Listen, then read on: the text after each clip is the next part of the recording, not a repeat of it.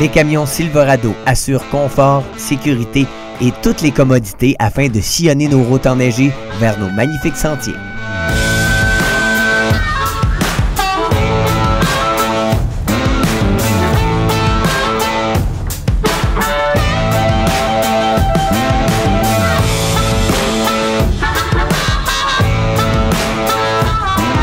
Michel Garneau du magazine Motoneige Québec démystifie l'utilisation de crampons sur la chenille d'une motoneige.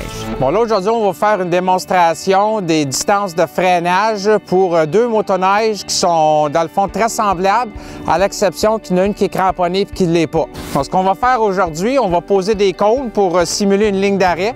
On va venir à une vitesse constante avec les deux motoneiges et puis on va freiner en franchissant la ligne. Donc, on va pouvoir voir à ce moment-là, évaluer les distances de freinage et faire une comparaison sur le contrôle et la distance de freinage entre les deux motoneiges, une étant cramponnée puis l'autre ne l'étant pas.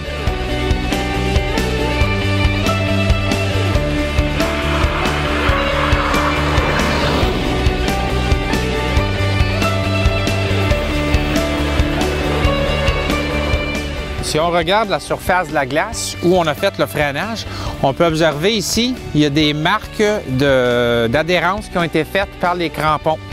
Donc l'idée avec les crampons, c'est de maximiser le nombre d'interventions, si on veut, avec la glace.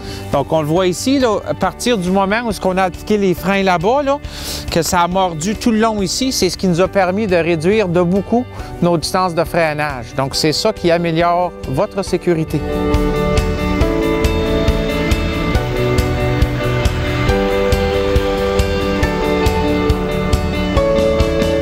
Les essais qu'on a faits aujourd'hui ont été très concluants.